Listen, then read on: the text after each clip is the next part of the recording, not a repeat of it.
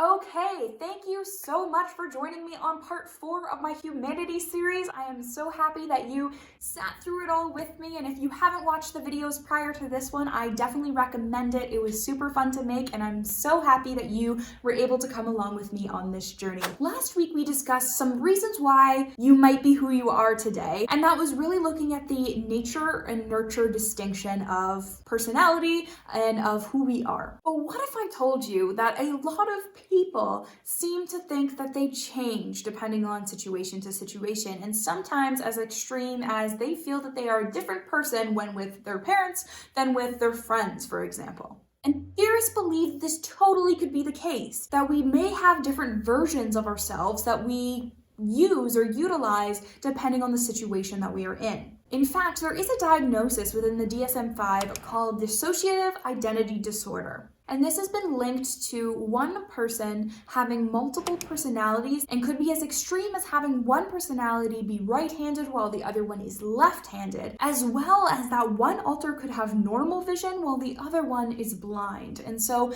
there's definitely the possibility for different versions of ourselves, though in this specific video we will be talking about people without DID or dissociative identity disorder. If you are interested in that topic, let me know and I can definitely make a full video on that in the future. But we'll be looking at the impact of others on our personality and whether or not we can change from situation to situation.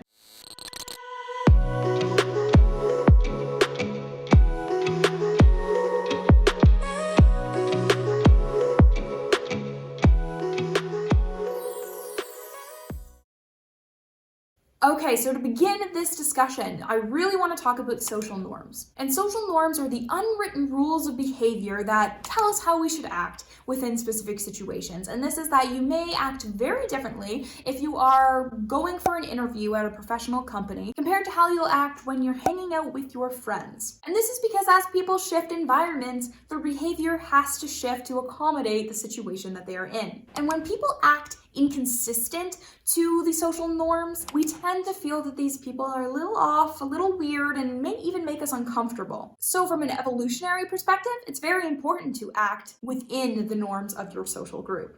And this is probably the biggest reason why some people describe feeling like a different person while they're with different individuals. Interestingly, there's a multitude of research that points to who the other is has a great impact on how we behave within a situation. And what I'm talking about right now is the in-group, out-group bias. And an in-group is described as some sort of group that you feel that your identity is attached to, whether that be your country, your city, your race, your school, your football club. Any group that you belong to is considered your in-group. If you are in a situation where you are interacting with an in-group member, people tend to help out, cooperate, and maybe even make excuses for their in-group member. However, if you're interacting with someone who's considered to be your out-group or an out-group member, which is anyone who does not belong to any of the groups that you belong to, you are much more likely to ignore or even to compete with,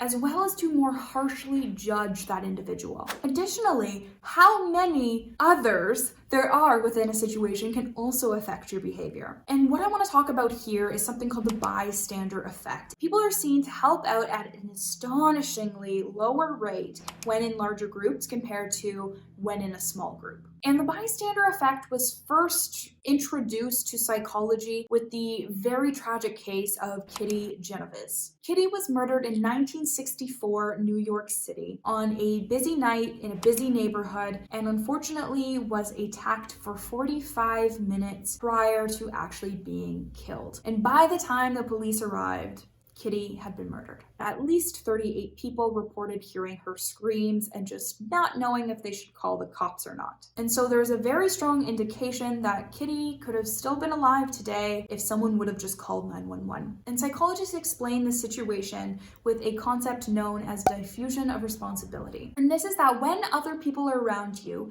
you assume that somebody else has done the responsible thing. And so the people within Kitty's neighborhood just assumed that somebody already called 911 and that it wasn't their responsibility to do so. Connected to this, people also are more likely to believe a situation is not an emergency if everyone around them is not acting as if it is one. And what's interesting about this is that this could be going on in every single person's head. So everyone tends to look around, sees that nobody else is freaking out, so they keep walking. If everybody's doing this, nobody is helping. And that is unfortunately what happened to Kitty. And so what we can learn from this really, really tragic case is that you should always help out. You should always assume that nobody else has called 911 and that it is your responsibility to do so. Too many 911 phone calls will do no harm, but no 911 phone calls can lead to absolute tragedy.